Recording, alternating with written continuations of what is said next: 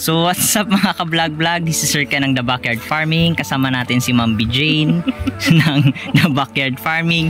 So before tayo mag-start, please like, share, and subscribe sa ating munting YouTube channel. So ngayon, pupunta tayo mga ka-vlog-vlog sa ating poultry house, poultry farms para i-check yung ating mga alagang RTL. So tara.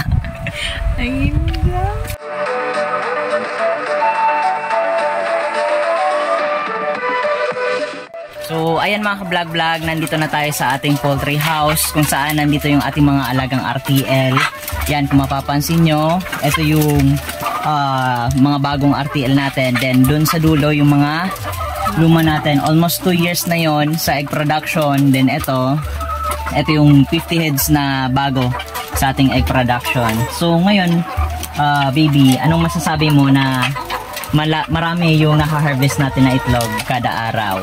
Okay, so thank you Lord dahil sa blessing na ipinagkaloob sa amin everyday na ibinibigay ng mga RTL namin. So malaking tulong to sa amin.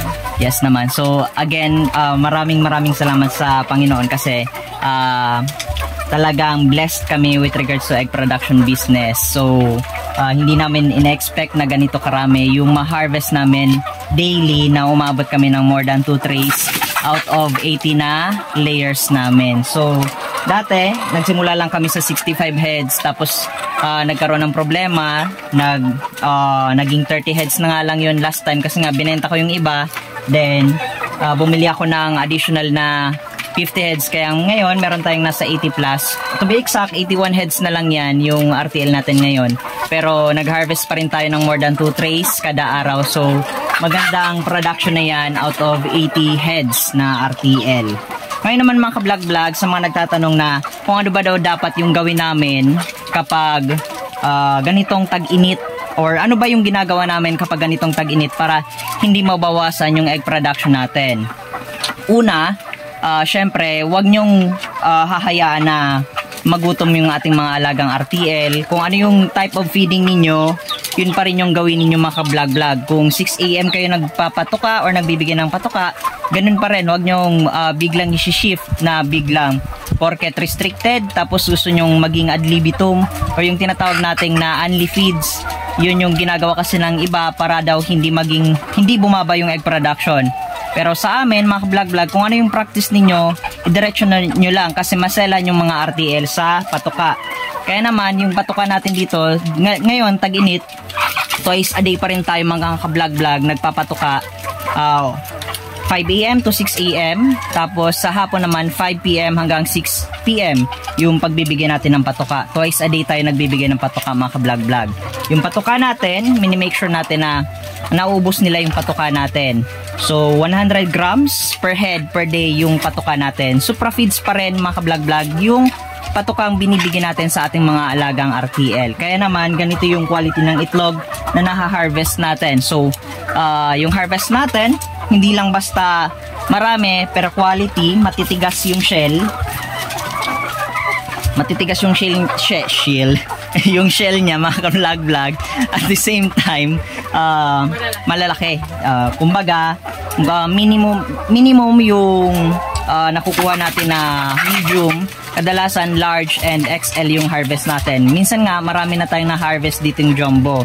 Yun nga lang, wala tayong mapagbilihan or mabentahan rather ng jumbo. Kaya mas madaling ibenta para sa akin yung large. Aside doon mga ka-vlog-vlog, sa hindi natin hinahayaan na mawalan sila ng patuka or make sure natin yung quality ng patuka during tag-init. At the same time, nagbibigay tayo ng electrolytes. Kumbaga, nagtutunaw tayo ng yung tinatawag nilang vitamins, pero sa atin ang tawag natin doon is electrolytes.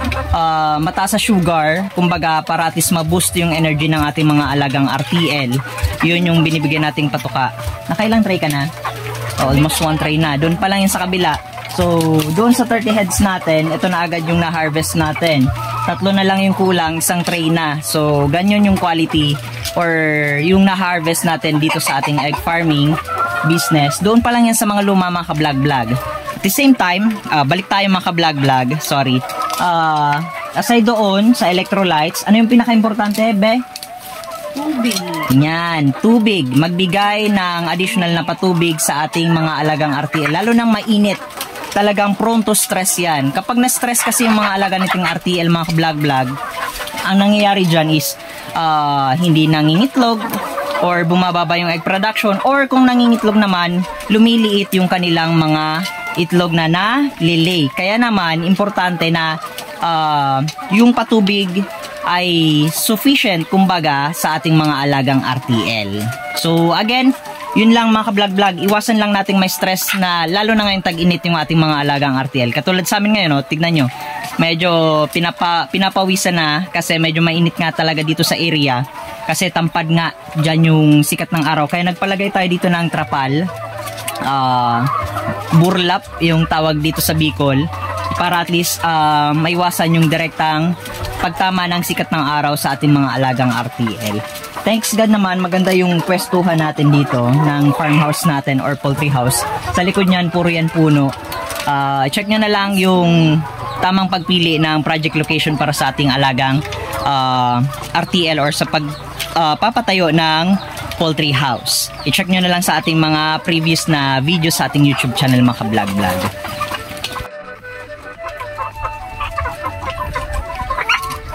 Yan, happy farming. Yan, gadrakulaon. So, that is already almost XL or minsan nga jumbo na yan. Depende eh. Pag yan tinimbang natin na lumagpas ng 70 grams, that is already considered as jumbo.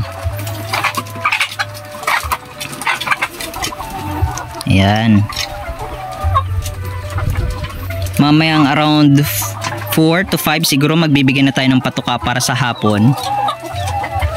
Restricted feeding pa rin yung patukaan natin or yung type of feeding natin dito sa ating mga alagang RTL. So ayan o. Ganda naman ng mga manok. Siyempre mas maganda ka. Yeah. Ayan o, ang daming harvest natin mga ka-vlog-vlog. Hapon pa lang yan ha. Almost 2 PM pa lang mga ka-vlog-vlog, pero ganyan na karami yung na-harvest natin. Pero minsan may mga around 4 PM pa nga, may na mga nangingitlog pa dyan, yung patak-patak. May mga nahuhuling nangingitlog dyan. Kaya minsan talaga ang harvest period ko talaga is 5 PM to 6 PM. Minsan nga kapag medyo busy sa trabaho, nagagabihan ako, almost 7 PM na ako nakakapag-harvest and nakakapagbigay rather ng patuka sa ating mga alagang RTL. So ayan mga ka-vlog-vlog, yung harvest natin ngayong hapon, almost 2 PM pa lang, pero ilan na yung harvest natin, Be? Almost. Ilan na yan? 30, 60, 70. So 70 na itlog yung harvest natin ngayong araw. So mamaya for sure meron pa yan na mga papatak-patak na mga itlog. So again, thank you Lord. Ang dami na naman nating harvest. And actually kinukulang tayo ng itlog na hina-harvest kasi nga marami tayong for delivery. And hopefully makapagdagdag tayo ng RTL. Kung mapapansin nyo, ito yung luma natin na layer cages. Ang kasya pa dito yung more than 80 to 90 na RTL. So nagbabala kami na this year mag-expand kami, magdadagdag kami ng mga alagang RTL. So Be, sana naman tayo kukuha ng puhunan. So siguro kapag pray na lang, bahala na kung saan tayo kukuha ng puhunan. Dadagdag tayo para at least makapag-expand tayo ng, aside sa makapag-expand tayo ng production, expand tayo ng target market natin. So hopefully this year maging 150 heads or mas maganda nga maging 200 heads na yung ating mga alagang RTL. Yes. Para at least marami tayong harvest, maraming blessings. And nakapag-share tayo ng syempre, so yun naman yung importante. Kumbaga, be blessed and always be a blessing. So again, maraming salamat sa lahat ng supporters ng The Backyard Farming. Hanggang sa muli mga ka-vlog-vlog. Maraming salamat mga ka-vlog-vlog.